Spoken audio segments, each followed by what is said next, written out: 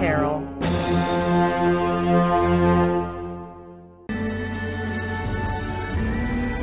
All right, folks, welcome back.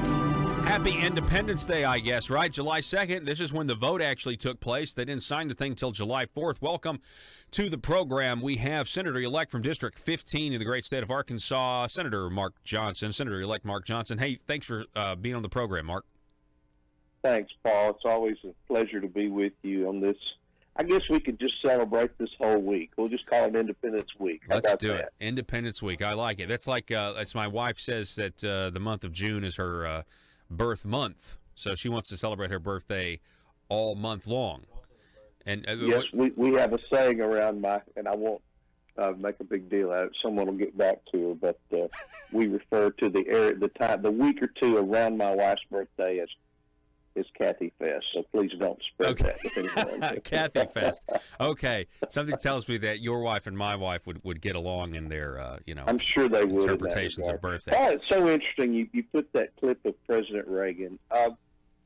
His point is so valid in that, we drew up the Constitution and then soon after the Bill of Rights to more or less, and Patrick Henry gets a lot of credit for this, but others are involved too. But we passed the Constitution, we ratified it in the various states with the promise that there would be a Bill of Rights, because in the Declaration of Independence we talk about that the just powers of government are those that they have from the consent of the governed. And that is so important for people to remember. And President Reagan's statement that you just played points out that this is the people telling the government what they can do, not the other way around. And that's what sets us apart from, up until that time in history, every other government, even wise governments, were some kind of benevolent dictator, king, or emperor, giving the people rights. In this case, we said God gave you those rights.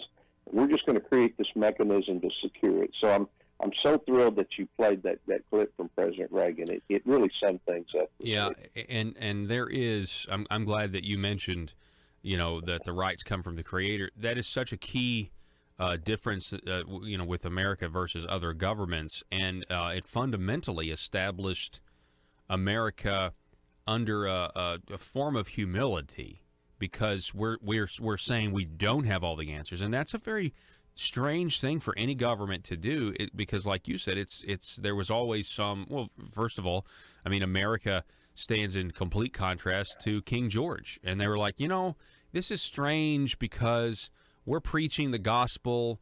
You had George Whitefield and the Great Awakening, and you had all these things happening, and they were saying that, look, everybody's going to be judged by God, and your righteousness your only chance is for your righteousness to be found in Christ. And so if that's what they were preaching, Mark, the colonists start to think, well, then what is this concept of a royal bloodline, and why does King George why is he special? If we're all going to be judged by God, why is this one guy special?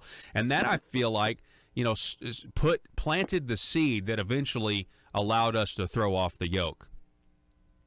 Oh, absolutely. And Americans at that time many of them looked at themselves as free Englishmen.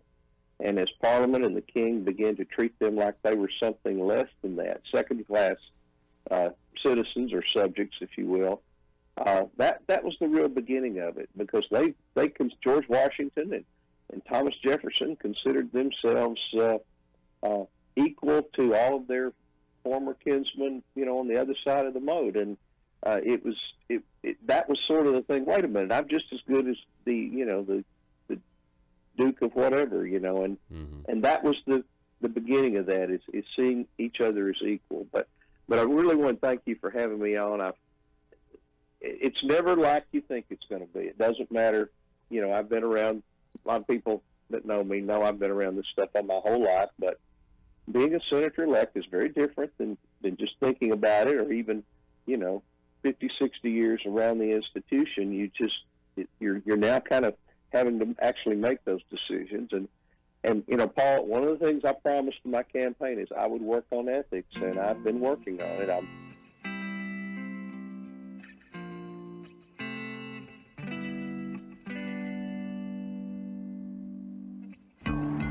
I think it's time we ask ourselves if we still know the freedoms that were intended for us by the Founding Fathers. They seem to be in full-scale retreat from spending cuts and are talking about raising people's taxes again. And I have only one thing to say to the tax increasers. Go ahead, make my day. If we lose freedom here, there's no place to escape to. This is the last stand on earth. Those who would trade our freedom for security have embarked on this downward course. Whether we believe in our capacity for self-government or whether we abandon the American Revolution and confess that a little intellectual elite in a far distant capital can plan our lives for us better than we can plan them ourselves. Conduit News Radio with Paul Harrell is on now. Good morning, everyone. Thanks so much for being with us. I hope everybody had a fantastic Independence Day celebration. And now we are all back at work today, right? And we're trying to finish off the rest of the week strong. It is a short week, but, here we are. Tomorrow is, it was crazy. I was like, wow, tomorrow's Friday. Tomorrow's Johnny Cash Friday. So, but we've got a lot of news to get to today. Unlike the national news today, now I don't know what may happen in the next few hours. You never know, but it's clear just from my, perusing around the internet and looking at some of these national stories, everything really did slow down. I mean, people took some time off because the stories are pretty. It's kind of a snooze fest, especially if you're the corporate media, the corporate-controlled media. There's just really not a lot of news out there right now. But that's not the case here in the state. Over the last couple of days, we've had tons of stories, even more that came out this morning. For example, the Arkansas Democrat-Gazette reports, Andy Davis, that the work report deadline is near for Medicaid. I'm going to cover that a little bit later. That's tonight, the deadline for 8,000 people to log on to a website to explain or list their reasons why they haven't, gotten a job. The exemptions, they get to list their exemptions to keep their health insurance. That the deadline for that is tonight. We'll talk a little bit about that. By the way, speaking of that, did you realize that the state of Kentucky had their work requirements struck down? Don't worry, though. Governor Asa Hutchinson says it shouldn't affect Arkansas. You gotta believe that Blue Cross Blue Shield, they hope these work requirements get struck down in Arkansas just like they did in Kentucky. You gotta believe that that's the case. You also gotta believe that some of these Blue Cross Blue Shield executives here in Arkansas have been on the phone with insurance companies in Kentucky and trying to figure out exactly how these work requirements could be challenged here in Arkansas. Because they want the cash cow to continue. They want these, in some cases they're forcibly signing people up that don't even know they have insurance. Here in just a minute also, we'll talk about how the state of Arkansas has taken in $41.7 million above forecast. The fiscal year ended back on the 2nd or the beginning of July. The fiscal year ends for last year and a new fiscal year begins. We'll talk about how the state of Arkansas has collected record revenues from you. So you're definitely going to want to know about that. Also, there's a school safety task force that has been, ever since the school shootings that have been in the news, there's a school safety task force that has decided to put some recommendations out for your local school districts. We'll talk about that, what you need to know. What else do we have as we go down these headlines? Hang on one second. I've got another one here. I definitely want to talk about a new laser gun that the Chinese have been developing, because that is very interesting. Also, the United Kingdom, and over across the pond in the United Kingdom, to accommodate transgender students, they are now banning skirts for their people, their kids that go to school. They have uniforms. A lot of schools in America have uniforms or some sort of dress code. Like you can wear this red shirt and khakis. There you go, every day. Have fun, pal. Well, now they're trying to eliminate skirts because of transgender students, and this is what the world. And I have a few thoughts. I have a few broad thoughts on that about just the whole concept of the institutionalizing our kids at such a young age. And that's what our public school system, unfortunately, seems to have become. We'll talk about that as well. But let's get to the first topic of the day. It has to do with this federal judge banning the abortion pill, the abortifacients, these abortion-inducing drugs. The law, once again, has been blocked. Now, this is interesting because the United States Supreme Court decided not to take up this particular lawsuit, this Arkansas law that Leslie Rutledge has been defending. And it was a huge victory because it essentially meant that abortion was illegal in the state of Arkansas when it comes to using these Medicaid or medical, abortifacients, as well as the idea of having to have a physician that's associated with Planned Parenthood in Arkansas in case there's medical complications and the woman has to be rushed to the hospital, that you would have to have an attending physician to contract with. Well, there's not a lot of physicians that want to contract with Planned Parenthood, believe it or not. Imagine that in the state of Arkansas. So Linda Satter has this story here at the Democrat Gazette. I'll get to the Family Council here in a minute. They have a piece on that too. But headline here is that the state ban on abortion via pill blocked. Law halted until trial, the judge rules. So there's going to be a trial.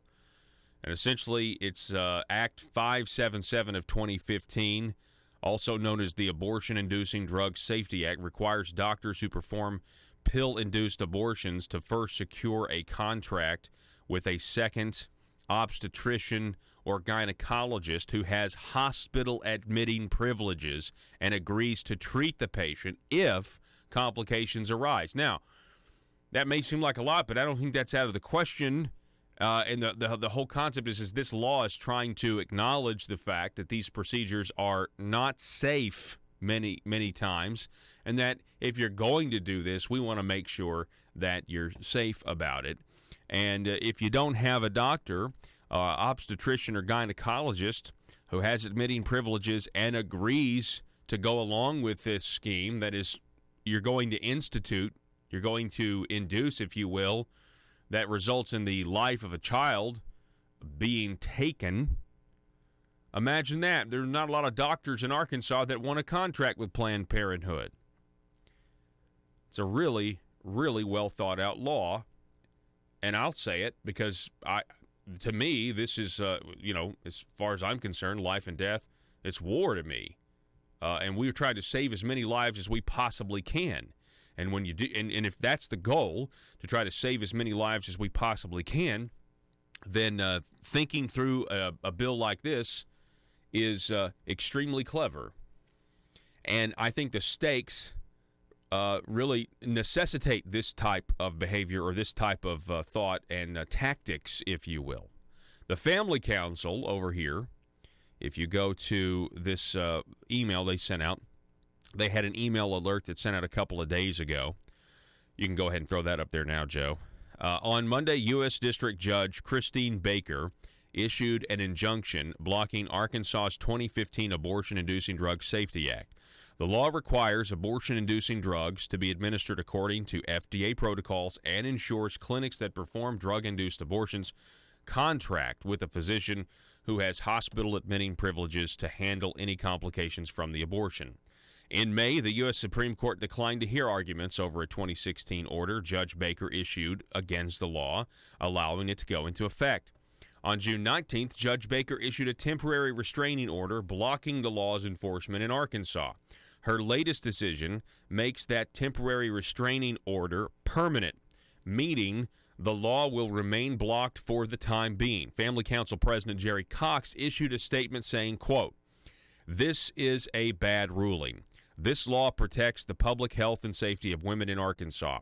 Blocking it puts women at risk. Judge Baker's decision to block this law means women who experience complications from abortions will have to drive themselves to the nearest emergency room where they will be seen by doctors and nurses who know nothing about their medical history," end quote. Jerry Cox dismissed Baker's claim that the law created an undue burden on abortion providers. Quote, Arkansas has about 6,000 licensed physicians, and a majority of them have admitting privileges with one or more hospitals.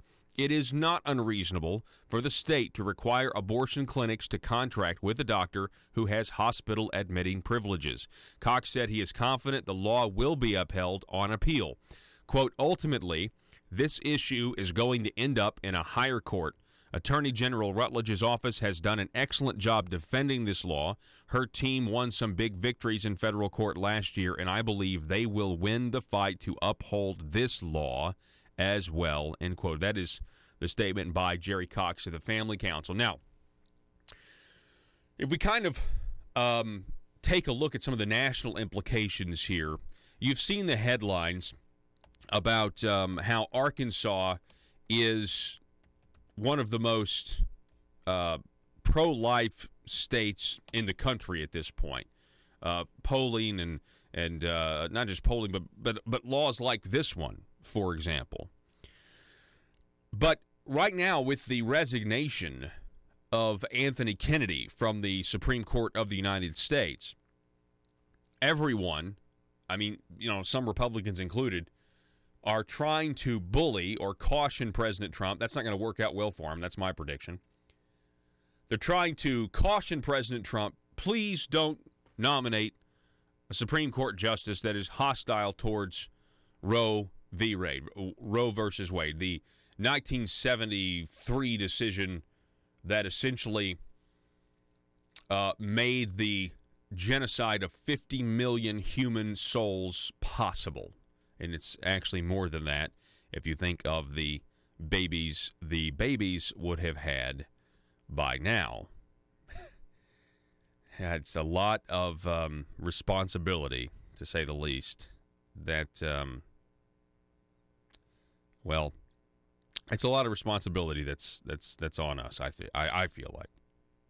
Now, there is some reports today that one of the front runners is actually she's a woman. Her name is Amy Coney Barrett. Amy Coney Barrett, and the reason she is having such problems, or you know, the mainstream media, they're freaking out that she's a possible contender, is because she is hostile towards this decision from 1973, Roe versus Wade.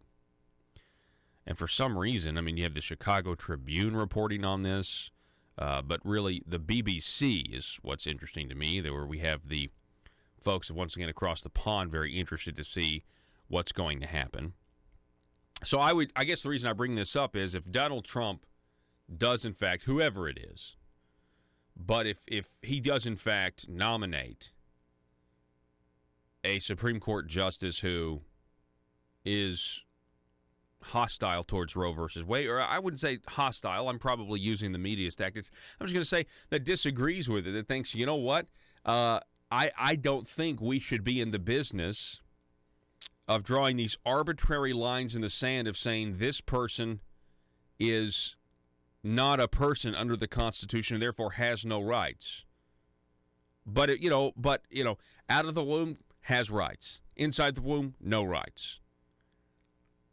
It's very arbitrary. It's essentially a law that is promoting the idea that we get to play God in our society. And really, coming off of the heels of Independence Day yesterday, what I said before we took a holiday off, I guess on Tuesday, towards the end of the program, and I've said it many times, is the concept of the Declaration, the theology of that document, establishing a nation based on the concept that God is the arbiter of our rights, the one who distributes those rights, and that they don't come from government. And then you look at that Roe versus Wade decision, and that is a clear delineation. That is a clear departure from that concept. And instead says, no, we get to decide who's a person and who's not a person under the Constitution. American slavery made that same mistake or followed that same thought. No, we get to determine if you have this color skin, you're not a person under the Constitution. But if you have this color skin, you are a person under the Constitution. You do have rights. See, America has made mistakes like this before. And I believe decades from now, abortion in the United States of America will one day be looked on the way slavery is looked on today. We're going to take a break. The number 870-275-9799. We'll be back in just a moment.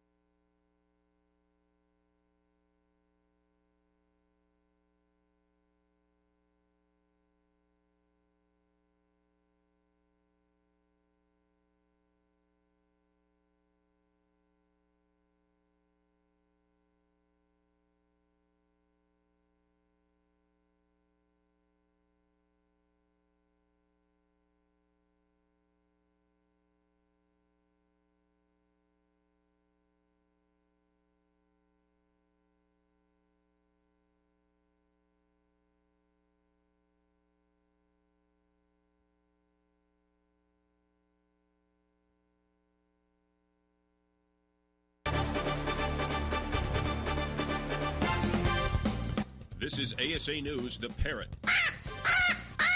With breaking news from the Capitol in Little Rock. I'm Bob Maloney. There are reports circling around from politicians who are in the know, and the same phrase keeps being used. That phrase is new revenue generation. Let's go to our reporter on the ground from the Capitol, Haley Hogwash. Haley? Thanks, Bob. Yes, it seems the more politicians I talk to, the more I hear the phrase new revenue generation. We're trying to figure out exactly what that means, but you can rest assured it will be good for the people of Arkansas. Haley, it certainly sounds like something good. I like how the phrase uses the word generation. That makes me think this has got to be doing something positive for our children in the future. Haley? Yes, Bob, some new developments.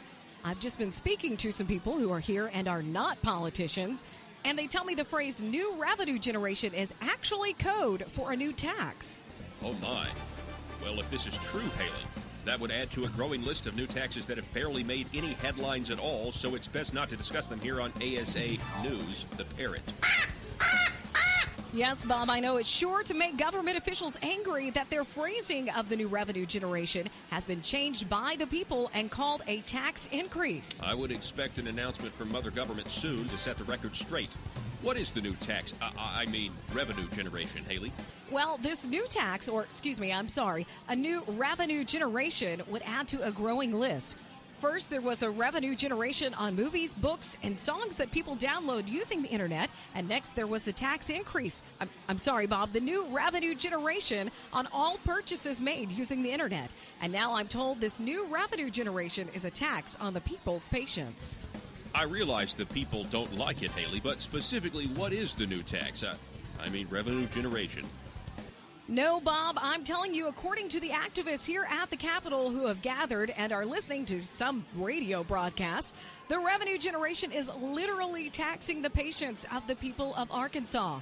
I'm told the less patience you have with the government, the government better not tax our patience, the more they will tax your patience and the more money you will owe at a later date.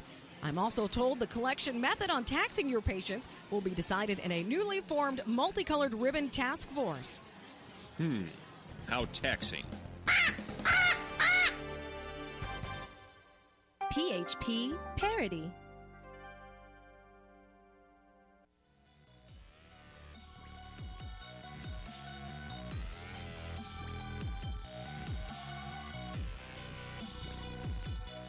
Need your daily news fix? Don't forget to tune in to Conduit News Radio with Paul Harrell.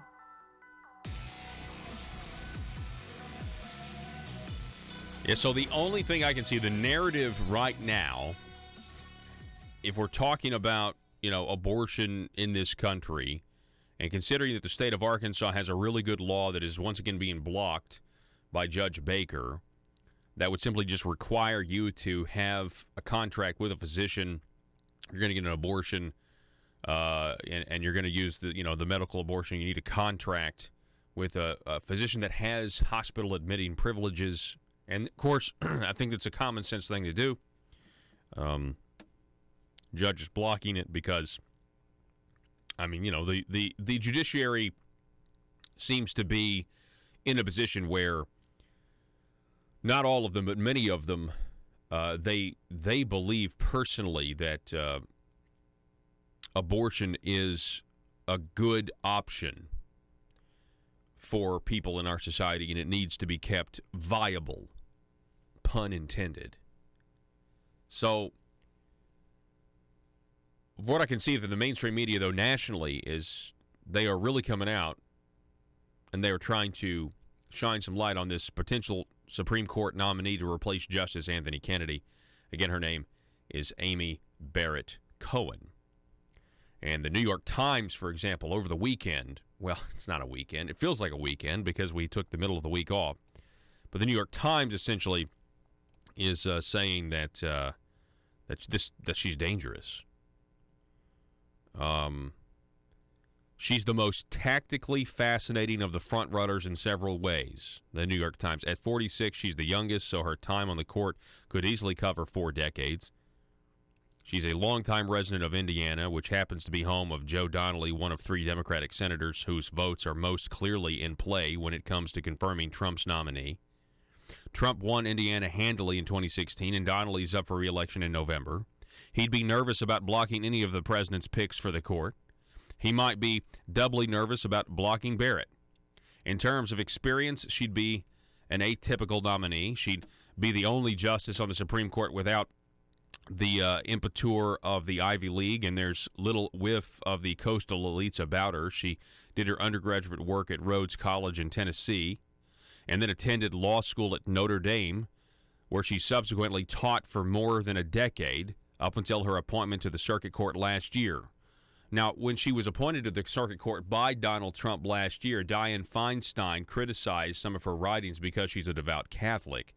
And that obviously had some people on the right saying that Dianne Feinstein was actually wanting some sort of religious test for judges, meaning that if you are a Christian and you believe about living your Christian faith out in public life, that you somehow are not qualified to be a judge. We've seen this dangerous line of thinking actually promoted from a lot of radical leftists that believe that if you are a mayor or a state representative or a state senator, that you don't have the religious freedom to from your official capacity, whether you're at the well of the Senate or at the House or whatever, talk about ideas of faith. And that, of course, is preposterous.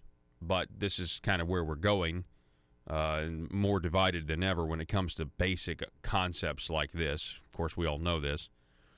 While she clerked a long time ago for Justice Antonin Scalia, her own time on the bench is limited to her 8 months on that court. But her promoters, listen to this is the New York Times, her promoters revel openly in the idea of Roe v. Wade being overturned after the addition of another woman to a Supreme Court that could have an almost even gender balance of 4 women and 5 men.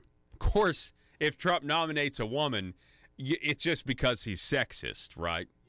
Yeah. Obviously, if she gets a nomination, it's she. I'm telling you, can you believe? Like they will say everything about her if she actually gets the nomination, and they're going to make her out to be. Well, let's just say all of their fealty to this, this feministic ethic or whatever, it's all going to go out the window as soon as she's there. And there will be like Chuck Schumer and these other Democrat men, they will be extremely critical of her, and you won't hear a peep from the media saying, "Can you believe a woman is being treated like this by old white men?" You won't hear any of that. But if the situation were reversed, you certainly would. We've got more news coming your way. Good morning to you. Back in just a moment.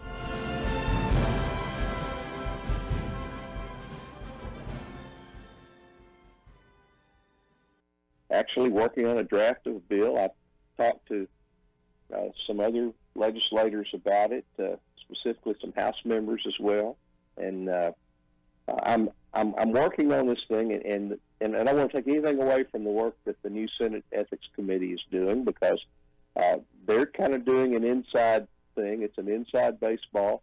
These are senators policing themselves, but what I'm working on will be a statute that will prescribe some behaviors and set some criminal penalties for those that violate the public trust. And you know, we do need to have the Senate have rules that and procedures that people have to disclose their conflicts of interest. And I would take it maybe a step further than the rule that was recently passed that more or less says you have to shine the light on yourself. I would say that we need to take it a step further, and that in certain cases, and then this is where it gets difficult, which cases, but that a senator would have to recuse from participating in certain legislation, including voting on certain legislation. And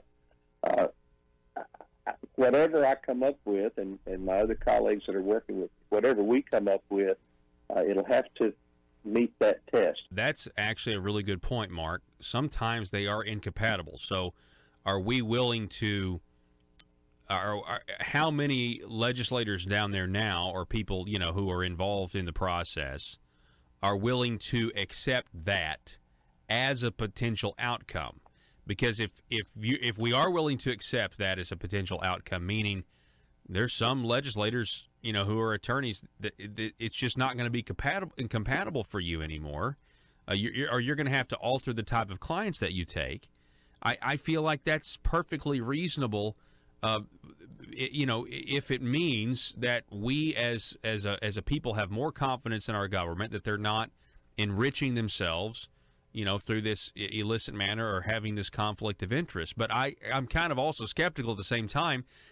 You know, if that outcome where it's possible that it's just not compatible, if they reject that as being a possible outcome from these laws, I don't know if the problem, you know, is going to be properly addressed. What are your thoughts on that? Well, there's no magic bullet for this thing. I wish there were, but we do bump into the problem of again, this citizen legislature thing. I mean, you're not going to get successful people, then that's smart people, the people that we want to serve, to quit everything else they're doing and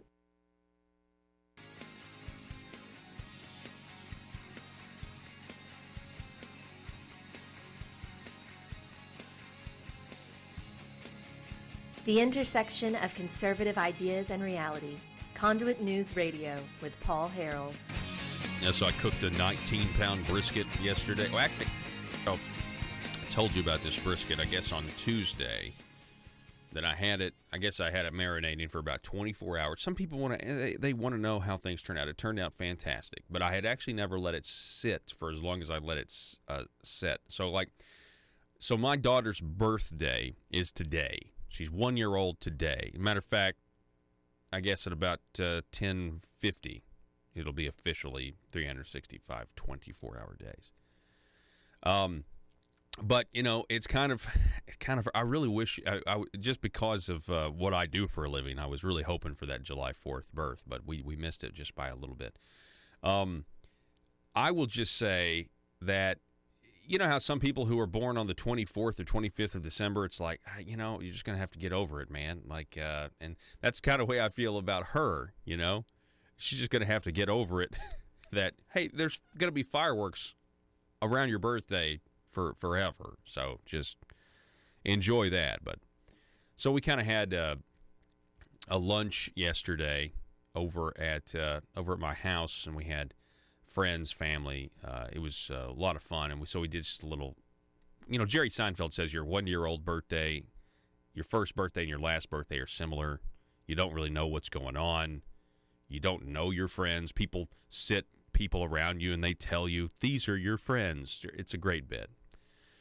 So that's kind of what was going on. But so I wanted to do a brisket, but I did it a day earlier So when I got off the air on Tuesday, I went home, and I guess I had the brisket over or in the smoker, I guess at 11:29, and I took it off at 9:30 that night. So it was done. It had reached the, I like to pull it off at around 202, 203 degrees, at least the outside of it. The inside was maybe still at like 195 or something like that. And so pull it off, wrap it in a beach towel. It already was wrapped in foil, and I put it in a cooler, and then I just let it sit. And I've never actually let it sit that long before, so I was kind of worried that it was going to be, dry or whatever. Anyway, it ended up being great. It was actually a little too tender. If I was cooking for a competition, but of course I was cooking for people, so it didn't matter. But if you're cooking for a competition, it would have failed the pull test. But it turned out really, really, really good. The phone number, 870-275-9799. That's 870-275-9799. We have this story here about Medicaid work requirements. So tonight is the deadline. Thousands of Arkansas Works enrollees will be out of compliance with the program's work requirements unless they log in to a state website by 9 p.m. tonight to report their activities or exemption status for last month. So you got to report what you've been doing to keep up with, the work requirements. Have you been, going and looking for jobs and things like that? Or you write in your exemptions, which there's a lot of different possible exemptions that you could have, a ton of them, which in many ways, it doesn't really make it work requirements, in my opinion, when you have so many exemptions. But we reported on this maybe a month or so ago. Of the 11,000 enrollees who had to report, 11,000 out of a program. Later in this article, it talks about the program is 275,000 people. Out of 11,000 enrollees who had to report whether they met the requirement or qualified for an exemption in June, more than 8,000 remain out of compliance. So we're talking about removing essentially 8,000 people from these from Medicaid expansion out of a program of 275,000. Boy, those are some really good work requirements, don't you think? 8,000 people. And, of course, with the pain point politics of today's society, they want you to act like that's the end of the world. The Blue Cross Blue Shield executives and big government types, 8,000 people out of 275,000. You monsters! How could you do this to that 8,000 people? Again, they believe that the success of a government program is whether or not they can give something away for free. If they do, then they are successful. Then they have accomplished their mission. They act like giving away something for free is hard, is difficult. We give away Liberty Machine t-shirts. We've been doing this now for 2 weeks. It's not a hard thing to give away. People want free stuff that they otherwise wouldn't buy. So they've got till 9 p.m. tonight to be in compliance for the month. Those enrollees must report their activities or exemption status. Enrollees who fail to meet the requirement for 3 months, they get kicked out of the program. But the problem is that many enrollees don't understand what they need to do, according to James McDonald, the executive director of Enroll the Ridge, a Jonesboro-based nonprofit that helps people sign up for coverage. What we're getting is people totally confused and people totally scared, McDonald said. They don't want to lose their coverage, but they don't know how to go about ensuring coverage. Well, it's pretty simple. You just go to a website and you just, you go to a website. It's not a big deal. People go to websites all the time. I mean, how many of these people don't have internet access? I mean, I'm sure some of them don't, but a lot of them do. Are you sure? Are you sure this isn't just a way? I mean, I think the insurance companies are terrified. I think the insurance companies are more scared to lose 8,000 members at 9 p.m. tonight than they are really about providing those 8,000 people with health insurance. I think they're more worried about losing 8,000 people times $500 a month, because that's what they're getting. Whether or not they go to the doctor, whether or not they go to the emergency room, or wherever they go, Blue Cross Blue Shield's getting getting $500 a month per person times 8,000. That's a lot of money that they're potentially going to lose. And then, of course, we go to the next. I'm sorry here. I've got to find the page 2 here. So you look at this piece of 16,000 people who were up for, I guess 27,000. So June 1st for the initial group of 27,000 between the ages of 30 and 49. Of those, 16,000 qualified for automatic exemptions based on information in state records. Those automatically exempted, for instance, include enrollees living with dependent children or who earn at least $736 a month. That cutoff is based upon the average monthly income of someone making the state's minimum wage, $8.50 an hour, and working 20 hours a week. Not 40 hours a week, because if you made $8.50, ladies and gentlemen, and you work 40 hours a week, you wouldn't qualify for the program. Okay, so here's the question. If you look in this article, and the reason I asked this question, if you're having trouble contacting people to let them know that their insurance is about to be taken away, is it possible that the people you're trying to contact and they don't answer, that they really don't know or they don't care that they have this insurance? Now, again, Blue Cross Blue Shield has every incentive to care for them because they want their $500 a month.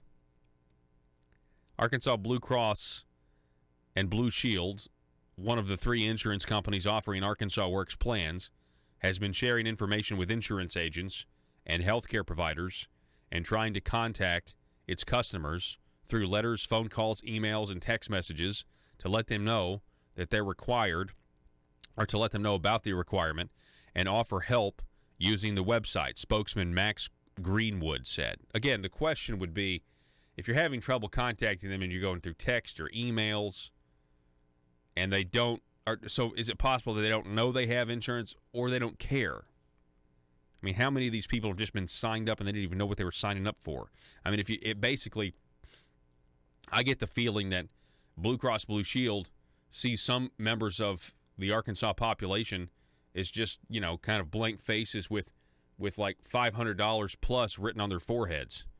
And they just, okay, that's $500, that's $500, that's $500 a month, regardless of whether or not they go to the doctor. Huh. Isn't that interesting? It says here, once the company, Andy Davis writes, once the company gets the information on its customers' compliance in June, it will drill further down to try to reach those it missed. Well, again, if you missed them, maybe they don't care. I think that there's been challenges, as we knew there would be, with this population just making contact with them, Greenwood said. A lot of these folks, there isn't a lot of good information on them. For example, a good phone number or even a good address. Wait. Okay, so we have the spokesperson for Blue Cross Blue Shield. Blue Cross Blue Shield is making $2 billion a year, give or take, off of the taxpayers of Arkansas. Or it's a $2 billion program by instituting, 300,000 people. You do the math. 300,000 people getting these insurance policies to the tune of $500 a month. It's taxpayer revenue stream, basically guaranteeing revenue for their business, their insurance company business. And they're admitting right here in front of the statewide newspaper that a lot of these folks are trying to contact to make sure they go to the website so that they can keep their insurance, don't have good addresses or phone numbers. I'm sorry. To me, that sounds like fraud. That sounds like there should be an investigation of fraud. That's what it sounds like to me. And, of course, we've had this revolving door of people coming into Arkansas who don't even live here just to get the insurance. And they just live in, the surrounding states and that sort of thing. And you say, well, you'd have to go after individuals and it's going to be hard because they're low income anyway and blah, blah, blah. Well, why can't we go after Blue Cross Blue Shield at some point? At what point are they, of course, they're right. It's the government that's instituted the program. It's the government that's created the link between government and big insurance companies. So I mean, it's really the government. I don't know where the insurance company begins and the government begins. You can't tell where one ends and the other begins. The lines are being blurred. These progressive, corporatist Democrats and Republicans, they are the ones to blame. A lot of these folks, I mean, come on. What kind, do you have, those of you listening, do you guys have insurance? Do you guys have insurance out there? You have some means of paying for your health care? Do they have the right address on you? Yeah, they do, don't they? Do they have the right phone number if they need to get in contact with you? Yeah, they do. They do, don't they? Yeah, because that's normal. Because you guys have insurance and you guys are paying for it and they know how to contact you. Because that is the normal way to go about paying for your health care. This is not normal because it's a welfare program disguised as private business. And it's amazing that essentially you've taken Blue Cross Blue Shield, this insurance company that many of us have used. I don't use them, but many of us have used, throughout our lives, and you've essentially given them an incentive to be welfare recruiters. There, I said it. Like they basically are now incentive to want people to be on welfare because they get a cut. They get a big cut. I just can't believe that we have this, this admission here. Well, we can't find a lot of them. Almost 275,000 people were covered under their program as of June 1st. Most received the coverage through private insurance plans with the state Medicaid program paying the premium. If they don't have addresses that are good, if they don't have phone numbers that are good, are they a real customer? If they don't even have an address? The government and Blue Cross Blue Shield would say absolutely they are. Quote, they don't have an email account, they said, or he said. They're not digitally aware. Even if they have a cell phone, it's a cell phone. It's not an iPhone. The human service, I don't know if I believe that, by the way. I remember there was a vastly successful national Obama cell phone program. The Human Services Department announced in May that it will allow enrollees to authorize helpers to log into the website on their behalf. What? The Human Services Department announced in May it will allow enrollees to authorize helpers to log into the website on their behalf. Well, there's the corruption part of this. Wow. Do you know how easy that is? So essentially, all you have to do is make contact, and all you have to do is probably say, this phone call's being recorded, and all you have to do is get them to say, hey, sir, I'd like to make sure you keep your insurance. Do you give me authorization to go ahead and, and they ask you a few questions? Oh, sir, you're exempt. Oh, you're exempt. You have kids? Oh, okay, you're exempt then. And boom, there you go. So the government is authorizing helpers that are going to, obviously work for the insurance companies. The insurance companies offering Arkansas Works Plan will also help with the online reports. So we have the insurance companies. This is great. They're doing everything they can. Way to go. These work requirements are something else. I mean, I know you're going to tell me, I know you progressive Republicans are going to tell me that this is perfectly acceptable, that this is exactly the way we always thought these work requirements would go. This is just part of doing business. We've just... I can't believe this was actually even reported on. This is an embarrassment. This is an absolute embarrassment. My goodness. You got the insurance companies now going to be authorized to log on to put the information in which they will have. They just need, yeah, sure, I have a hardship. I can't look for work. And they have every incentive to do it because it means they'll get $500 a month. What a joke.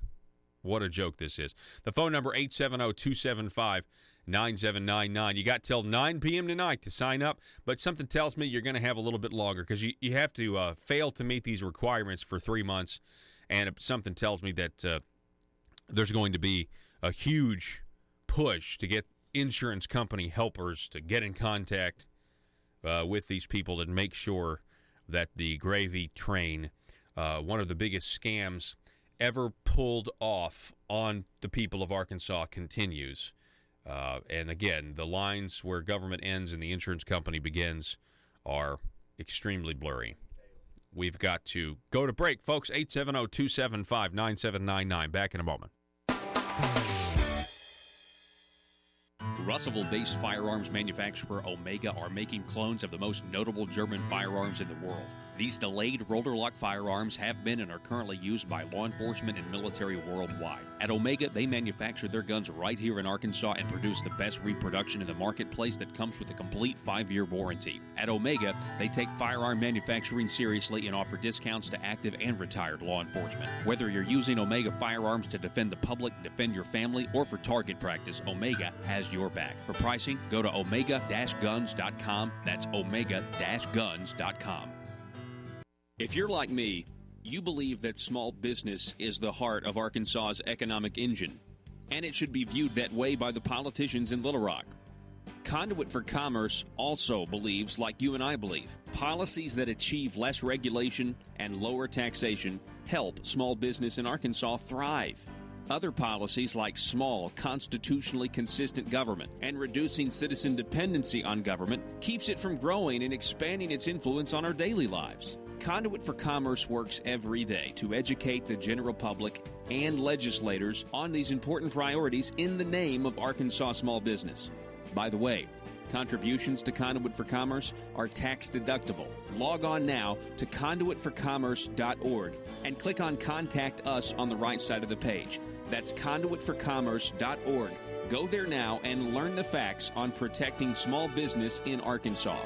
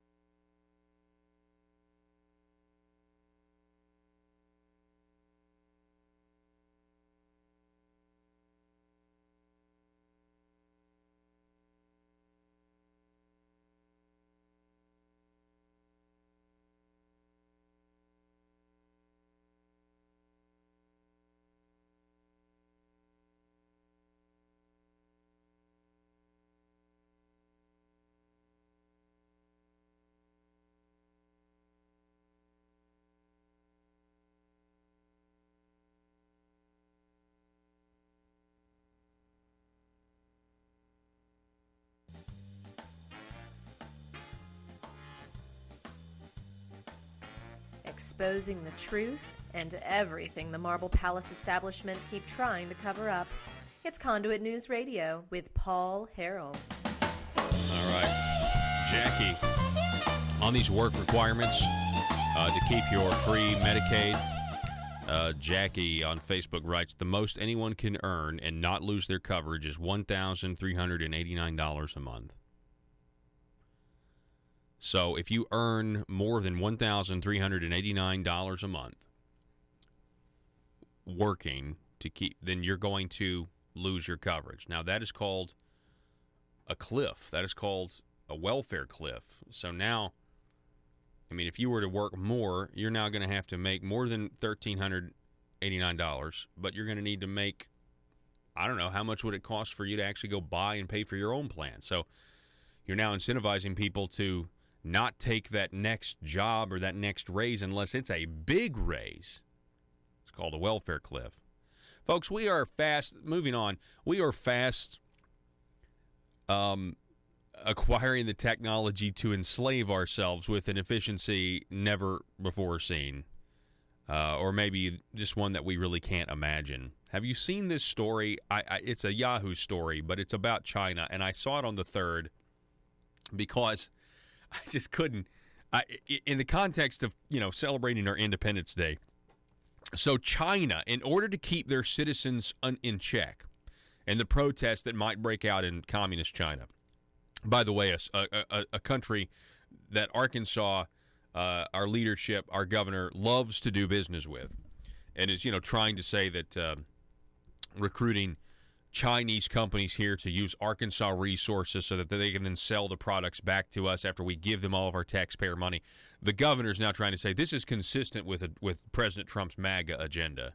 Something tells me that is not necessarily the case. He's actually anti-China, isn't he? In a lot of ways. Is that just me? Yeah. Anyway, they have developed a laser gun to keep their citizens in check over there. This is crazy to me. A laser gun. Isn't that nuts? Can you zoom in and kind of take those ads out? There's one ad that popped. Anyway, some of these ads are strange to me. At least on my screen, not on the show screen. So a Chinese firm has developed a laser gun designed for police use that can set fire to protesters' hair or banners from a range of almost 1 kilometer. The general manager of ZKZM Fiber Laser Company, who asked to remain anonymous, said the weapon would immediately produce a strong pain response in the target, but stressed it was designed to be non-lethal. Oh, yeah. Strong pain response. From what? Oh, just your hair's on fire. That's all. Quote, the weapon is designed to do things such as setting fire to illegal banners at a protest or setting fire to the hair or clothing of a protester. Yeah, that'll teach them. Perhaps when they're released from the burn center, they'll think twice about protesting. It's not designed explicitly for killing, like a gun that uses bullets and cannot cause the instant carbonization of human skin and tissues, he added. Is this an Onion article? Is this a joke? Is this satire? No, it's from Yahoo. It's not designed explicitly for killing, like a gun that uses bullets and cannot cause the instant carbonization of human skin and tissues, he added. It weighs 3 kilograms, the weapon does, has a range of 800 meters, that's 2,600 feet, and can pass through glass and other transparent obstacles. Oh, good, so they can set fire to your hair or clothing while you're in your house, or, I don't know. Yeah, on your sun porch. It can be mounted on cars, boats, and planes, the firm said, adding that it was seeking a partner that has a weapons production license or a partner in the security or defense industry to start large-scale production. It's mainly expected to be for Chinese police to use. He said it would need to be upgraded to a laser cannon with increased power to become lethal and confirmed his firm was working on such a weapon. So now I guess what? They just want to melt you on contact? Like, this is like set phasers on stun, but no, let's set phasers on disintegration. Yeah, the first one's stun. It just, sets fire to your clothes. He said it would need to be upgraded. Okay, but he noted there was an international agreement not to develop killer lasers and said any such weapon would be inhumane. The pain would be unimaginable. Some experts were skeptical of the unveiling, saying laser weaponry was still a matter of science fiction. Anyway, this is China for crowd control. It's I found this article very humorous, but on a non-funny. I mean, it's a serious matter. And again, we are fast with the tracking systems that we have going on now, with the amount of data that we're voluntarily giving to the government, just with every Facebook post, obviously. And then you look at this potential for crowd control or deterring the government actually having to answer to its people in a public way. The technology that we are developing could easily be used to enslave ourselves. And we got to make sure that doesn't happen here in this country. Folks, we have one more hour coming your way next. We're going to talk about Arkansas's record year when it comes to revenue and taking money from you. More on that next. The news and talk of Northeast Arkansas. This is News Talk 101.3 FM and 12:30 AM KBTM, Jonesboro, an EAB radio station. It's Conduit News Radio with Paul Harrell. Hey, folks, I wanted to talk about something that was on my mind. I want to talk about the concept that being comfortable is the death of the constitutional republic. Now, you might be asking how. Well, there's an author that I really love, a theologian that I love. He's since passed on. His name's Francis Schaeffer, and he said that really it's all about the selfish desire of personal peace and affluence, that this is a problem that we have, personal peace and affluence. So when people get comfortable with how things are around them, they pay attention less, they vote less, they're less likely to fight back until things get uncomfortable. What happens in between comfort and discomfort? Well, you have the government. When people don't pay attention to what the government is doing, it will get out of control, and it will grow far beyond the reach of where it was intended to be. And we see that. We're not where we were intended to be, where we were at our founding. I mean, case in point, you have the ruling on the cake, and the baker doesn't have to bake the cake. I mean, is it not obvious that our founding fathers would have agreed with the concept of religious freedom, so you're not forced to participate in religious ceremonies you disagree with? So what about the evidence of this? Well, take about the evidence of people who are comfortable, okay? Donald Trump. Trump is the wake-up call we as a country have been waiting for, the silent majority, if you will. So where have all these people been since Reagan? Well, I mean, Reagan was a conservative president, right? A lot of people said best president in the 20th century, in modern times. Well, the silent majority, we got comfortable. People got comfortable after Reagan. They got okay with how things were until the discomfort of the size and scope of government and the corrupt politicians became so overbearing for them to handle that they had to make a change, because it was obvious that the prospect to the people of this country, the prospect of a Hillary Clinton presidency, was widely believed it was going to make people's lives worse. How does this affect us here? How does this affect us here in the state of Arkansas? Well, we're way too comfortable as a state with the current affairs, the current status quo here in Arkansas. We're way too comfortable with. During the primaries this year, voter turnout was unnervingly low. Outside groups like Conduit News or Patriots of X746, outside of groups like that, you don't really see a whole lot of pushback against the way things are going, the way the government's going here in Arkansas. So how did it become like this? Well, the fault rests squarely on the shoulders of the people. If that sounds harsh, it's because it's supposed to. Arkansas and the Arkansas and the country as a whole are in a state they are in because we allowed this to happen. And the people aren't alone to blame. I mean, inevitably, it is the politicians that have taken advantage of the lack of public engagement to advance their corrupt policies, and we, the people, are suffering because of it. We elected the politicians in the first place, though. But back up to nationally, in Washington, D.C., we allowed the same people to stay in office for 40 years. These people have crafted policy for 40 years, and they've got a poor track record of keeping the people in mind as they craft that policy. They think the status and they think the elite special interests, they think about those people above all else, and they continue to build themselves up while suffocating the people. Does this happen in Arkansas? Absolutely. Do people pay attention? No, they don't. Happens in Arkansas, but maybe in slightly different ways. We've got term limits here. I mean, they're much larger since the convicted John Woods got his way. But when state legislators get subjected to the term limits, or when the governor deems them worthy, they get a nice state job, a reward for playing ball, for keeping the status quo going. Who will be the next to get a government job as a reward? Well, that's a good question. We should start a pool. In some cases, the politicians decide to create their own schemes, though, and get their colleagues to play along. Jake Files, John Woods, Mike and Neal, Rusty Cranford, Randall Shelton, Orrin Paris, and more built themselves up a nice little fraud scheme, and thankfully they got caught before they could steal any more of our money, the taxpayers' money. The bottom line is this: we as the people must wake up and pay attention, or else we will not recognize this country or this state that we love so much in 20 years. While we wait to see who else will be indicted or who else is going to plead guilty on corruption right here in Arkansas. Let's commit ourselves to telling our family and our friends to wake up and pay attention. For Conduit News, I'm Paul Harrell.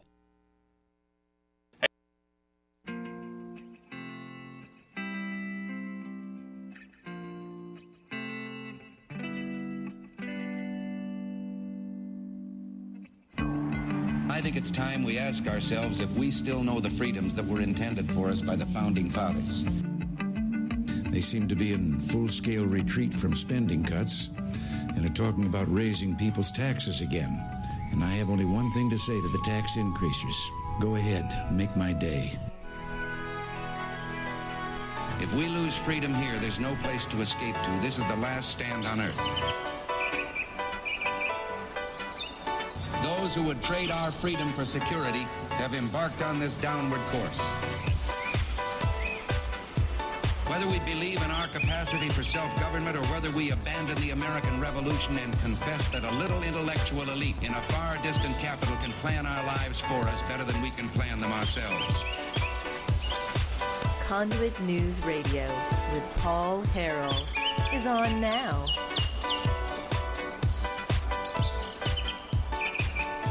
It's hour number 2.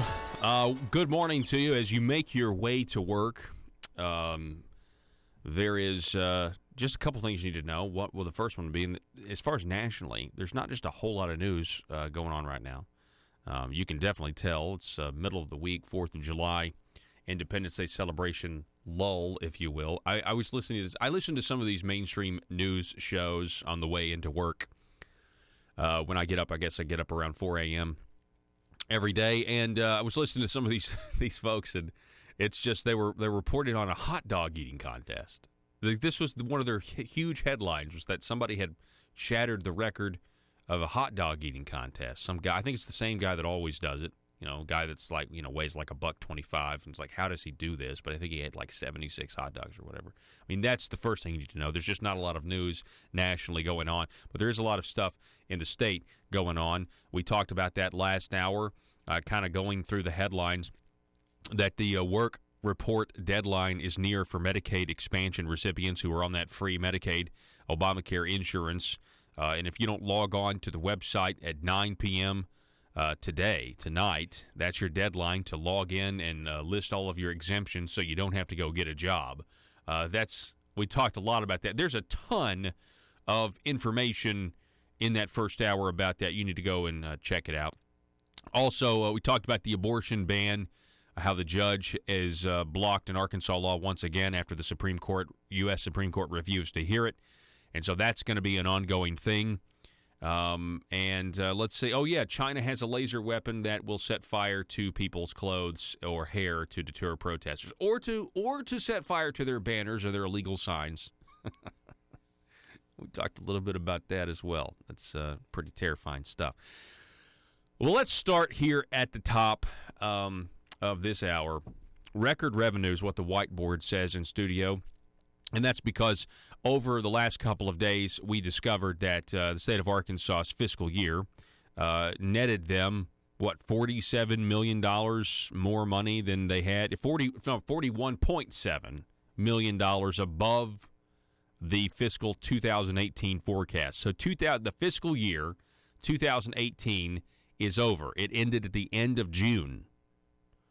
And John Moritz with the Arkansas Democrat-Gazette has that headline, that the state has taken in $41.7 million above forecast.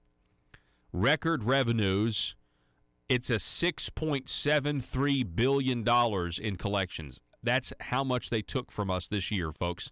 $6.73 billion in gross collections for fiscal year 2018. Which ended on Saturday. It was a record for the state of Arkansas. Now, I want you to let that soak in for a second. Let that soak in. We have record revenues and still no money for highways. The state of Arkansas is taking record amounts of money from you and me, and we still do not have money for highways. We have the state police now saying that they're going to start ticketing people for driving in the left lanes on our interstates because because they've got nothing better to do, honestly. It's not a matter of public safety. The fact is, if you drive in the right lane on many Arkansas highways, it'll destroy your suspension, and everybody knows it. Now, does this mean that I want to raise taxes to pay for roads? No, because clearly we're already giving them money to do these things. The fact that we can't pay for our roads, I don't care what their excuse is, they're taking more money from us than ever, and we still don't have highways. We still don't have an adequate road plan. The governor tried to say that he did, a couple of years ago, but he doesn't because he tried to pass a gas tax increase back in 2017. That'd be my one analysis. That's what you need to take from this is why is our infrastructure in this state, that is our roads, used to bring goods to market, for people to be able to freely travel, to exchange goods or to have meetings and do business together. How come our roads are so embarrassingly bad when we are already giving the government money to take care and build our roads? What is going on? A $6.73 billion. So that's the first thing, is where are the highways? The second thing would be, do not believe or buy that Arkansas only runs on $6.73 billion a year. We don't. We run on about $28 billion a year. So the state of Arkansas takes $6.73 billion from us. Then the federal government taxes us in the form of our excise tax on tires. Federal government taxes us in terms of, our federal income tax, and we send all of that money to the feds, and then they send it back to us with all these strings attached so that they can social engineer the way they want to, and they can tell us how to spend the money. And in reality, Arkansas is a net taker, so whatever we send to the feds, we actually get way more back than what we send. And so it takes about, $27, $28 billion a year to run the state of Arkansas. That's how dependent we are. I just want you to understand that. So when they say Arkansas is a small state, they used to say, we've only got a $4.5 billion budget. Then they used to say, well, we've only got about a $5 billion budget. Well, we've only got now it's $6.73 billion and growing. Just want you to understand that. It's much more than that. Takes about $27, $28 billion to run this state every year. And it's only going to go up. Now, somebody answer me this. What kind of financial stewards do we have running this government? When we have record revenues, so the state took more from us than they've ever taken before, and yet it's still below what they predicted they would take from us. Does that make anyone out there a little nervous? I still maintain that the fact that they start to set these unrealistic projections of revenue that they wanted to get from us, but they fell short, even though it's a record revenue, I think that they are setting the game up to claim that they have to have more money from us in the form of tax increases. Now, that is just my healthy American skepticism at work here, but it happens almost all the time that they are having record revenues for this month or that month, but they're below the predictions. Why are they always below the predictions? I think it's so they can make the argument that they just aren't getting enough money from the people. Well, we were below projections, and so that's why we can't have adequate roads and highways. And you see this in the, third paragraph. Third paragraph. Still, revenue from other sources, including corporate income and sales taxes, fell below projections, as did the state's overall gross general revenue, but the state also saw fewer revenue deductions than expected. Meaning the resulting pot of money available to spend. Oh, here it is. This is the problem. This is truly the problem right here, folks.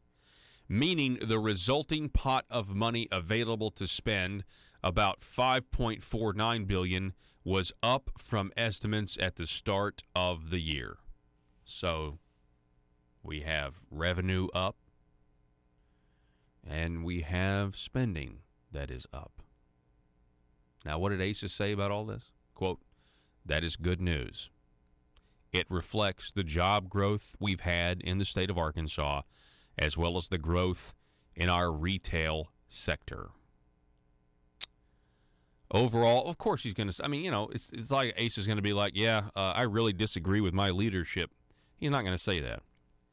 Overall, gross tax collections by the state grew 2.7% over fiscal year 2017, with the largest gains, almost $145 million, coming from the individual income tax collections, the state's largest source of revenue. This is why they don't want to eliminate the income tax. They want to, you know, they want to reduce it, but they want to raise taxes elsewhere. Of course, you can't really read this article without thinking about foreshadowing in what's coming with the task force on taxes and all of the stuff they're doing, whether it's talking about an earned income tax credit or talking about raising your grocery taxes, which they've abandoned. But now, of course, they're talking about, looking elsewhere for tax increases on your cigarettes and things like that. Nearly $3.36 billion in income taxes was collected from individual Arkansans, beating the state's forecast by 1.1%. The state also collected nearly $80 million more, or 3.4%, in sales and use taxes than it did last year. That have something to do with Amazon voluntarily remitting sales tax to the state of Arkansas? I think probably so.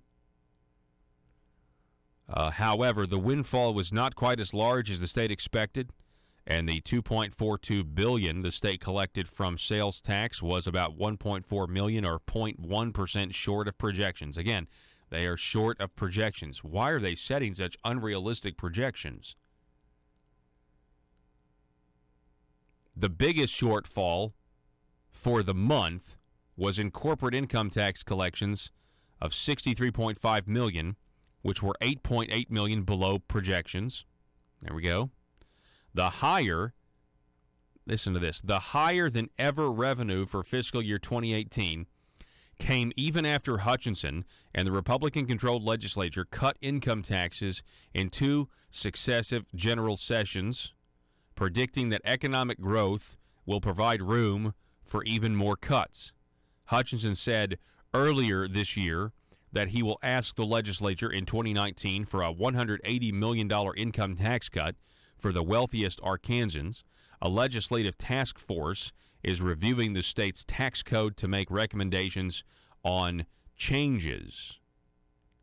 If that's true, let me say this again. Let me say this so everybody can hear me at the Marble Palace. If that is true, why do you have to have offsets? If cutting the income taxes and predicting that economic growth will provide room for more cuts, if cutting taxes does what conservatives are supposed to say it does, which is give people more money in their pockets, it gives business owners more money to hire others or invest or that sort of thing, and that economic growth means more revenue, why do we have to have offsets? Why do we have to lower the income tax here but raise taxes on cigarettes or groceries or whatever else they want to come up with? Why? Someone tell me why. I mean, doesn't that sound good on in the paper? But I just want you to know that's not the philosophy that they are subscribing to based on reports. That's not the philosophy the task force is subscribing to. They are subscribing to a revenue-neutral tax policy, which is not a tax cut, by the way. Democrats have expressed skepticism of the governor's tax plan. Well, you would expect them to. I mean, they think that we should all put our money into one big pot and divide it up equally. And the Republicans could be convinced if you just had the right amount of money to pay them off, they would think the same thing too. The state's general revenue budget for fiscal year 2019, moving down here, which began Sunday, is $5.63 billion, an increase of $136 million from fiscal 2018. Again, spending is up. Business is good. Hutchinson administration offered a rosy outlook on the state's economy while reviewing the report. Quote, I think it shows continued strength in the state's economy as measured by the annual growth in individual income taxes and sales taxes growing in a steady rate in line with incomes said John Shelnut, the state's chief economic forecaster. The biggest shortfall for fiscal year 2018 came from the corporate tax collections, which were down 27.2 million from fiscal 2017, 59 million, or 12.7% below forecast. Estimates for that category of revenue are notoriously hard to predict, according to Finance Department officials. It's lumpy, said Department of Finance Administrator Larry Walther. Director Larry PPK Walther. You're dependent on large companies in Arkansas and their tax planning. At the close of the year, total net revenue surpasses the state's expectations and basically zeroes out with the funds spent by state agencies, according to a finance department spokesman, meaning the state did not have a significant budget surplus. No surplus? What? No, we've got record revenue and no surplus. No, come on. The lack of surplus, a quarter of which is dedicated toward highway spending, means the state will have to find an additional $21.9 million for the Department of Transportation to spend in order to receive federal matching funds for highway projects. How many years in a row are we having to come up with this matching money? This is a crisis every single year. They call some special session to try to do something about it. How many years in a row do we have to find the $20 or $50 million to come up with to get the federal highway fund match? How many years in a row has this happened? I know it happened last year. This is ridiculous. We don't know at this point specifically which fund will be utilized to provide these funds. Of course you don't know, because we're just basically, we budget in this state like a teenager with a credit card that his parents gave him that he's not responsible for. That's how we budget. We always know we're going to be able to go back to mom and dad. They're going to be paying that monthly bill. Mom and dad are the taxpayers, and our kids are these people that call themselves responsible politicians. That's what it feels like to me. Again, if we have record revenue, if they are taking more money than they have ever taken from us as taxpayers of the state of Arkansas, why are people driving in the left lane to save their suspensions?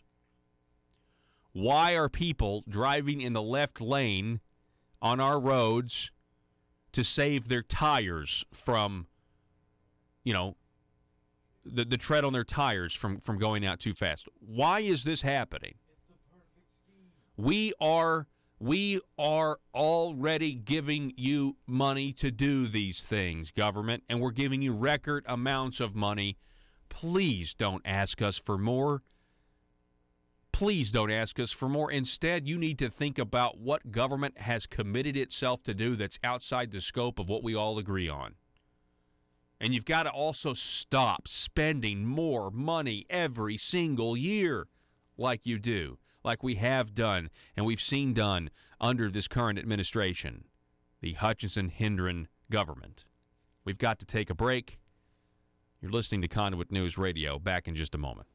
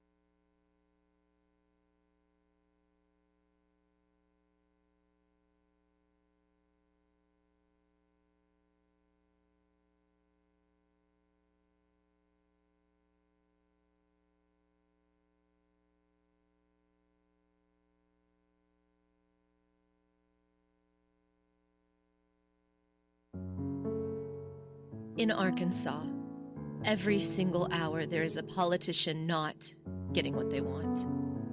For some, it's an absolute nightmare. The sleepless nights wondering if progress will ever come. Lying awake pondering how to grow government in this political climate. Asking questions like, why don't my constituents want to pay a few cents more in taxes? Everyday politicians feel abused and neglected. These politicians are starving for power.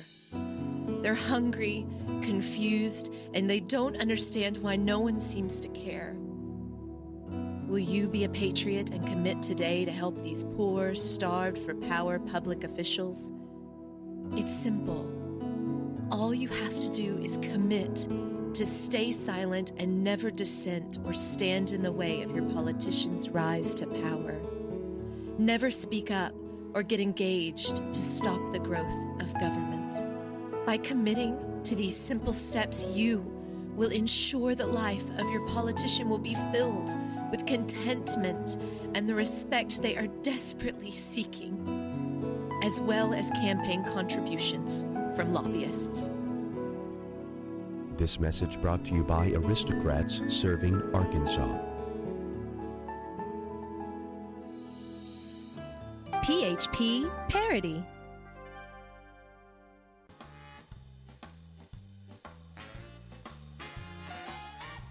Determined to drain the swamp in Little Rock, it's Conduit News Radio with Paul Harrell.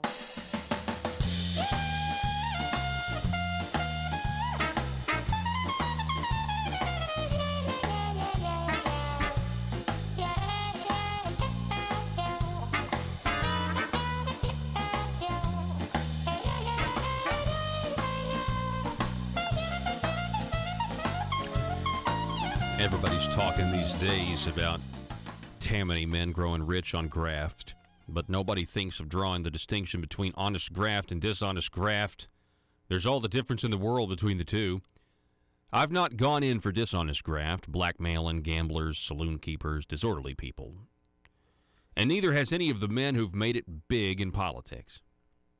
There's an honest graft, and I'm an example of how it works. I might sum up the whole thing by saying, I seen my opportunities and I took them. Let me explain by examples. My party's in power, you see. It's going to undertake a lot of public improvements in the cities, and I'm tipped off and say I know they're going to lay out a new park at a certain place. I see my opportunity and I take it. I go to that place. I buy up all the land I can in the neighborhood. Then the board of this or that makes its plan public, and there's a rush to get my land, which nobody cared particular for before. You know, reading that statement, it's a quote from George Washington Plunkett, long time ago. Honest graft, dishonest graft. Specifically, George Washington Plunkett here is talking about making a bunch of money on land. I don't know, just remember all that taxpayer money that went to buy Ecclesia College's land?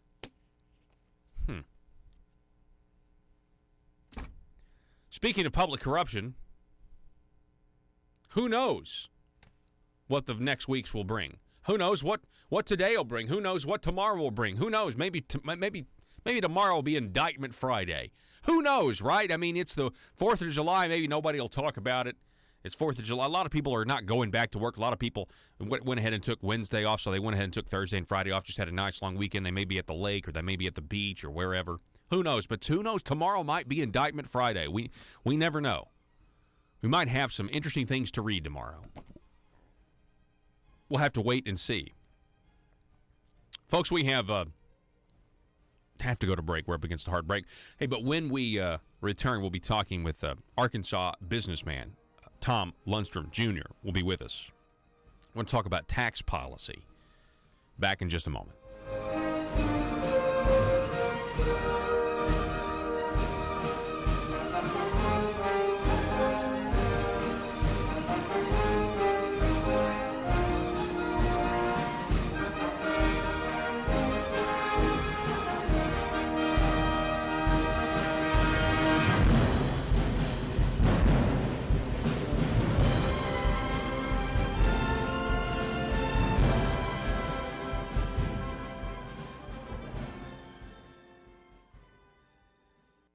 take a $40,000 a year job and do this full time.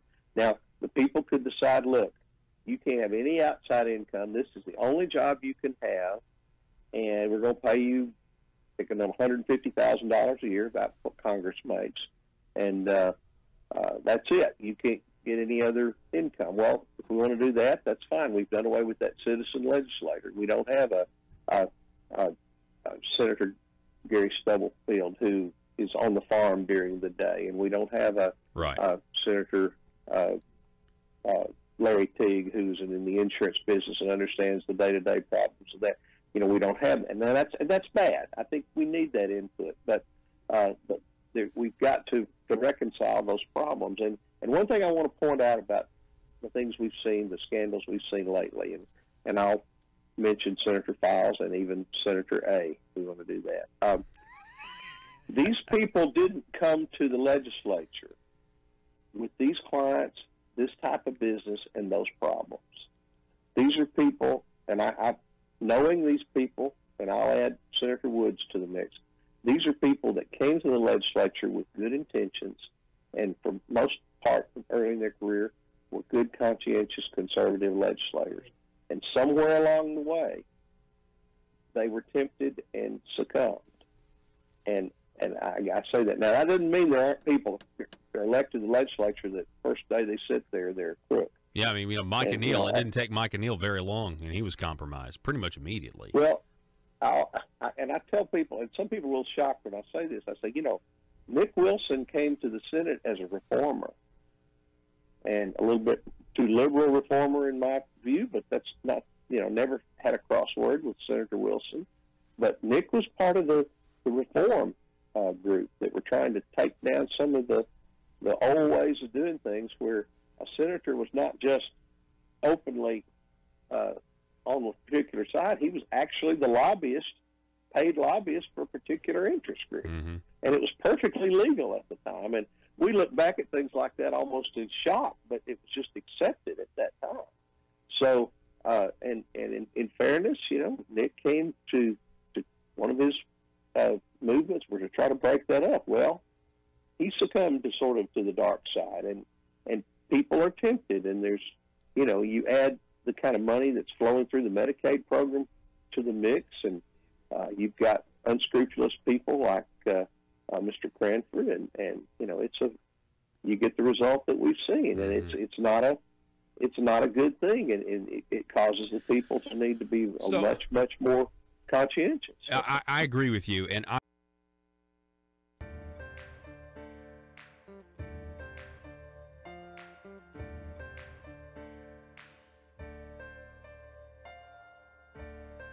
bringing you your daily dose of truth. It's Conduit News Radio with Paul Harrell. All right, welcome back, ladies and gentlemen. Folks, we have these segments that we like to do. We call them Small Business Spotlights, and it's where we talk to Arkansas small business owners because they're the backbone of our economy. A lot of times government tax policy doesn't necessarily treat them that way, and so we always like to hear from those who are actually in the world of business, and not maybe just in different political bubbles that can kind of tend to dull the voice of the people. Joining us now, welcome back to the program. We've got Mr. Tom Lundstrom is with us, Arkansas businessman. Tom, welcome back to the show. Thank you, Paul. First of all, how was your Independence Day? It was wonderful. We spent time up at Lustbridge Village on Beaver Lake and with the family, and just had a great time. That's awesome. Yeah, I had a good time as well. It's always good to reflect on the freedoms and the liberties that we do have because of the men that came before us. I have been kind of talking to you, Tom, on and off, I guess, since January, because I've been interested to know what your thoughts are on the Trump tax cuts and how that is affecting your business or maybe your friends' businesses and things like that. And how do you think the economy is doing right now? From the perspective of our businesses, Paul, we see a real uptick after the tax cuts were announced and took effect. I don't know how it affects my business directly. We've not gotten to that point up nicely in 2018. Yeah, that's great. Do you think when it comes to just there's a psychological component of optimism that certainly exists out there today? I mean, do you think people's behaviors have been altered because of the tax policy? No doubt about it. I spend a lot of time talking to other business owners.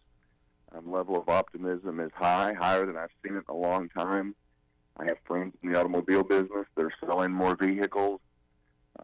There's just a general feeling, and I think it's more than a feeling. It's actual fact that the economy is moving up nicely. Mm-hmm. Yeah, I think this is, forever. And listen, I was not a Donald Trump supporter in the primary. I happily voted for him for president. It was the easiest decision I ever had to make.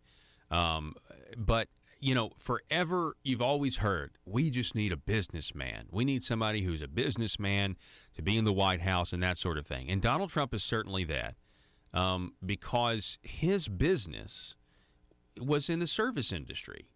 And so, as a casino owner or a hotel owner or a resort owner or whatever it was that he was doing, if the middle class wasn't there or the upper middle class wasn't going to and spending money at his places and buying his services, then he didn't do well.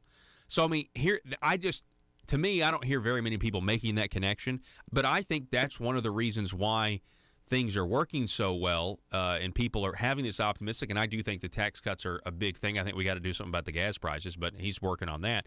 But I think it's because his experience in the service industry makes him that cliche that you always hear, we just need a businessman in the White House. I mean, he is actually proving that to be true. Do you agree with that? I think that's certainly a big component, and it's probably animated by the fact that because of that, he is not bound by the typical shackles of your run-of-the-mill politician who thinks only inside that political box. Mm-hmm. I'm like you. I didn't support Donald Trump in the primary, happily voted for him for president. And what got me excited about his candidacy is I saw him to politics what Uber is to cab drivers. He's a disruptor, and it's driving them nuts. I love that. That's a really good analogy. Do you kind of bringing things down to Arkansas level? Do you, they're having the task force meeting and they're coming up with a lot of ideas and things like that. But I have been an advocate of reducing or completely eliminating actually the corporate income tax in Arkansas. I think it would do a lot of stuff. It would treat a lot of these businesses equally. Sometimes you have a big business that maybe gets taxpayer funding or subsidies in order to come and locate here. And if you just took the money that we spent on that and used it to maybe offset or eliminate the corporate income tax altogether, I mean, they're all big about offsets apparently. I think it would treat everybody the same. And I'm just wondering, have you ever thought about that? Would it be good to just eliminate the Arkansas corporate income tax, or the corporate tax, rather? Well, corporations don't pay taxes. They pass that along to their consumers one way or another. And so I think it would be a wonderful opportunity for businesses to invest money in research, development, expand their businesses, pay their people more. I know it would be an easy decision for me to pay people more if I weren't paying that corporate income tax. And, all these different machinations in the tax code, trying to pick winners and losers and treat, one business better than another or one sector of the economy differently than another, it just messes with the free market. It's disruptive. It doesn't make common sense, and it makes people angry. So I'm all for eliminating exemptions, taxes, anywhere we can cut. We are talking with Tom Lundstrom. He's an Arkansas businessman. Real quick, I mean, I know we've had you on before, Tom, but can you just kind of give us a rundown of how you started and maybe let me ask you this question, because we've asked it before, but I always want to ask it to business owners. Is running a small business an easy thing to do? No, it's difficult. It's fun, but it's difficult. You see the people you work with up close and personal every day. I think it's a people business always, regardless of what you do. You know, you're trying to keep your customers happy and satisfied. You want to keep the people you work with happy and satisfied and challenged. I mean, there's a curveball that comes at you every day, and some of them aren't hittable. Well, I just want to make sure we get that in there. You know, there's a lot of times people think that if you own a business or whatever, that you just get to kick your feet up on your desk and, you know, smoke a cigar or whatever. And it's that's not accurate at all. I mean, if it's not you know, you're a risk taker, and if you're a business owner, you're a risk taker, and I think that's lost a lot of times. Well, a lot of small business owners, I know we did when we started. You know, we depended a lot on leverage and debt to help our business grow, and you know that keeps you up at night sometimes. The bank wants paid, and so you go out every morning and you got to figure out a way to keep customers happy. Mm-hmm. Tom Lundstrom, I appreciate it, sir. Thank you so much for coming on the program, and please keep me posted about what you're hearing from people on the ground about the economy and tax code, because I really appreciate your thoughts and your sentiments on that. Thank you, Paul. And when you get an opportunity, one of the big provisions of the 2017 tax code that a lot of people don't know about are opportunity zones, and I'd love to visit with you about that sometime. Yeah, that's absolutely. I appreciate it, Tom. Thank you so much, sir. Thank you. All righty. Tom Lundstrom, everybody. We're going to take a break, and we're going to be back here in just a moment. The telephone number, 870-275-9799. Back in just a moment. Russellville-based firearms manufacturer Omega are making clones of the most notable German firearms in the world. These delayed rotor-lock firearms have been and are currently used by law enforcement and military worldwide. At Omega, they manufacture their guns right here in Arkansas and produce the best reproduction in the marketplace that comes with a complete 5-year warranty. At Omega, they take firearm manufacturing seriously and offer discounts to active and retired law enforcement. Whether you're using Omega firearms to defend the public, defend your family, or for target practice, Omega has your back. For pricing, go to omega-guns.com. That's omega-guns.com. If you're like me, you believe that small business is the heart of Arkansas's economic engine, and it should be viewed that way by the politicians in Little Rock. Conduit for Commerce also believes, like you and I believe, policies that achieve less regulation and lower taxation help small business in Arkansas thrive. Other policies like small, constitutionally consistent government and reducing citizen dependency on government keeps it from growing and expanding its influence on our daily lives. Conduit for Commerce works every day to educate the general public and legislators on these important priorities in the name of Arkansas small business. By the way, contributions to Conduit for Commerce are tax deductible. Log on now to conduitforcommerce.org and click on Contact Us on the right side of the page. That's conduitforcommerce.org. Go there now and learn the facts on protecting small business in Arkansas.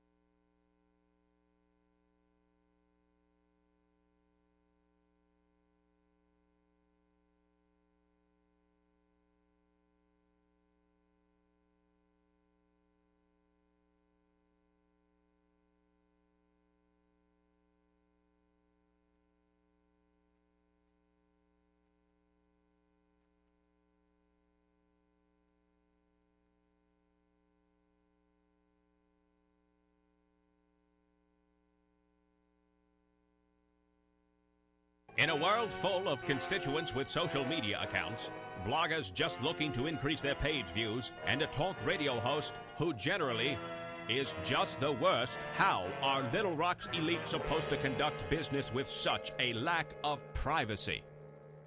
Introducing the 1835 Club, older and more refined than other clubs that claim discretion. The 1835 Club is for seasoned political veterans that want to conduct the highest form of aristocratic business with the public's money. Are you a schemer? Do you someday want a guaranteed flow of taxpayer money to support your business? Is it your dream to see the .gov domain at the end of your business website? Don't listen to the imitators. The 1835 Club is the place where corrupt politicians and businessmen hatch their next crony schemes. At the 1835 Club, we make lobbying safe and legal. Ethics. Why, of course.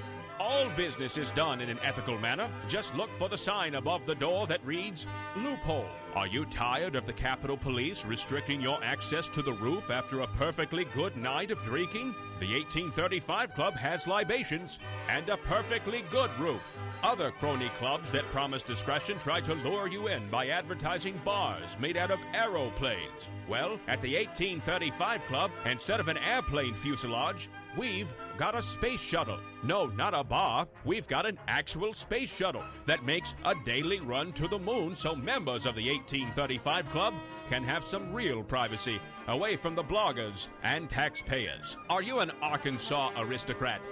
Do you want to be?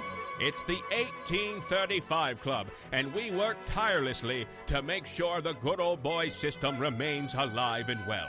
Join today. Disclaimer. The 1835 Club reserves the right to deny membership to anyone who has principles. Any talk of the Declaration of Independence or the Constitution must be done in jest or, at the very least, with a condescending tone. And finally, the 1835 Club will be given a 25% commission of any agreements made between politicians and the business community. PHP Parody.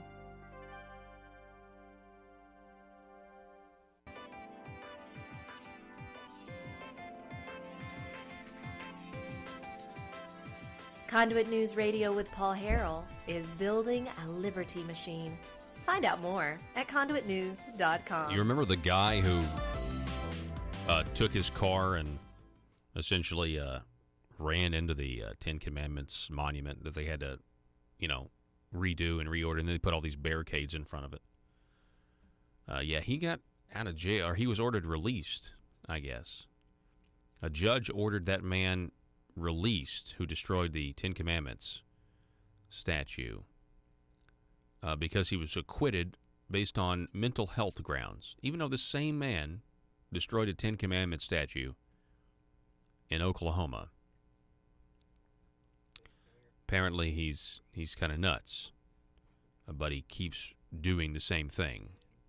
Pulaski County Circuit Judge Van Smith approved the conditional release Friday of Michael Tate Reed from the state hospital to live with his mother in Alma. Smith said that Reed must receive treatment from the Valley Behavioral Health System and is prohibited from driving a vehicle.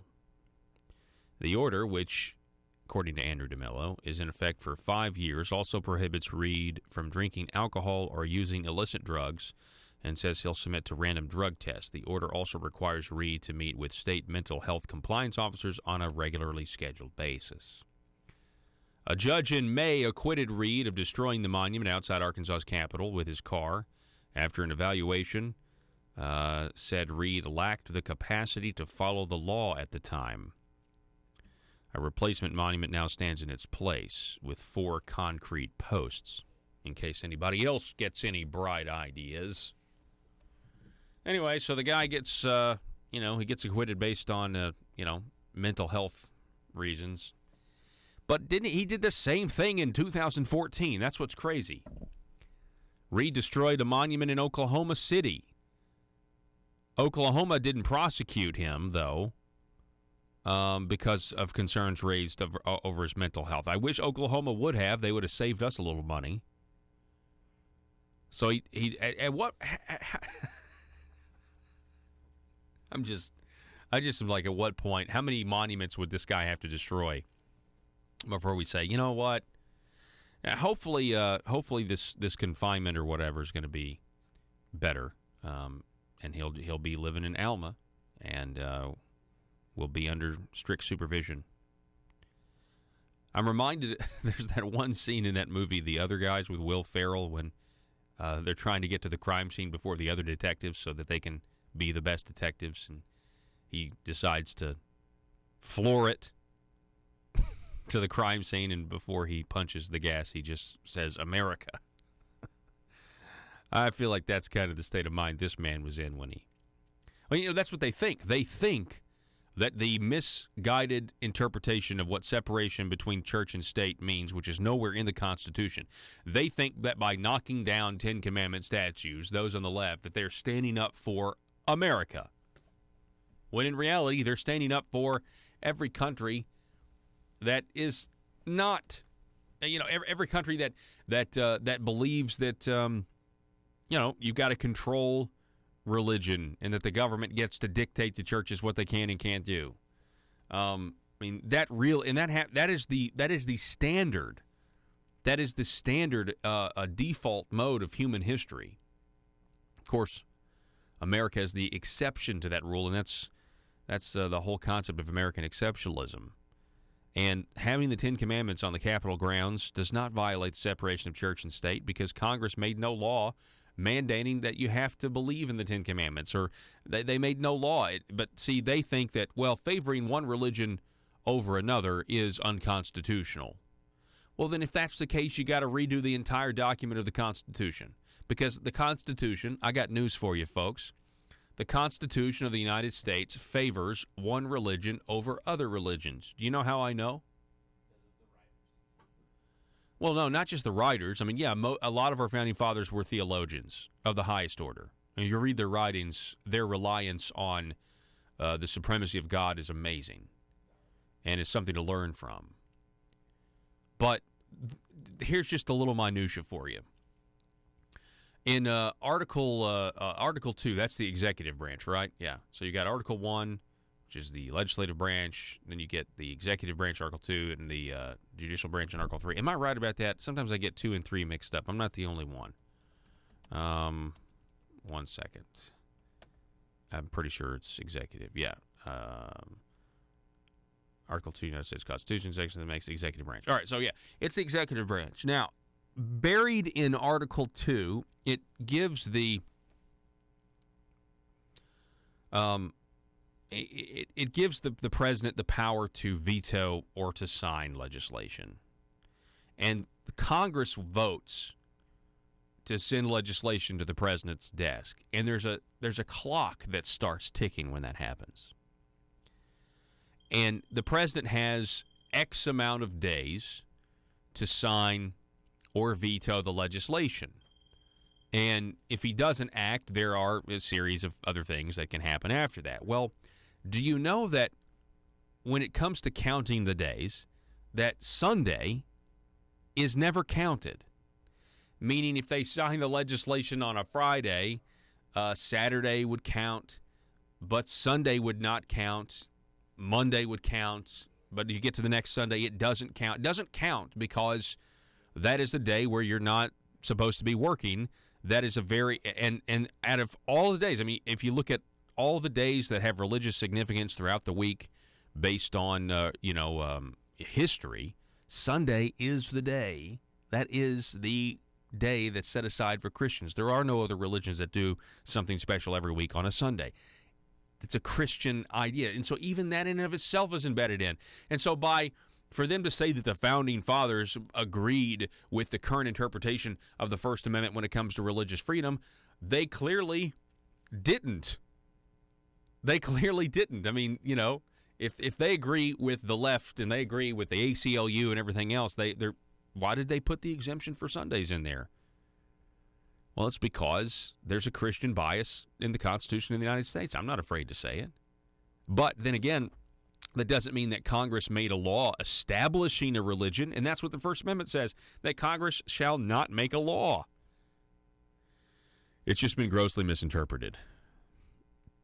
Should there be a satanic statue? That's what the Satanists want. They want now a satanic statue right next to the Ten Commandments, and they say it's unfair. It's not unfair. They can put a statue there if they find a legislator to pass a law, just like was done with the Ten Commandments statue. Pass a law, goes through 2 committees, goes through 2 chambers, is signed by a governor. Then, yeah, if you don't put the statue up after that happens, then you have a problem. Then you have a case. But you don't have a case otherwise. Separation of church and state does not mean separation of God from public life, people. I got news for you. That's not what it means. And on the other hand, atheism is somehow considered not to be a worldview, which doesn't make any sense. Okay? If my beliefs can somehow make you uncomfortable and we need the government to step in to save atheists from a Christian perspective or a Christian worldview, at what point do we acknowledge that atheism and the lack of God is also a worldview that hurts people who believe in God the same way? When you get to that concept, then their whole argument falls apart. But for some reason, they want you to believe that atheism or secularism is somehow not a worldview because it's based on what they call science. Across the pond, we have the United Kingdom. Schools are banning skirts in favor of gender-neutral options. This is from the Daily Caller, Joe. You can throw this up there. A score of elementary schools in the United Kingdom are now banning skirts from the dress code in an effort to make uniforms gender neutral so that transgender students feel included. At least 40 schools in the United Kingdom have mandated that girls can no longer wear skirts, according to the Times. Schools have increasing banned the clothing item from schools as the government reviews and plans to draft a new and clearer version of a 2004 Gender Recognition Act, which provides protections for transgender persons. Oh, my gosh. So you have this school over in East Sussex, and it banned skirts back in 2017. I only tell you this is because, you know, they say fashion trends start in London and Paris and make their ways over to the United States.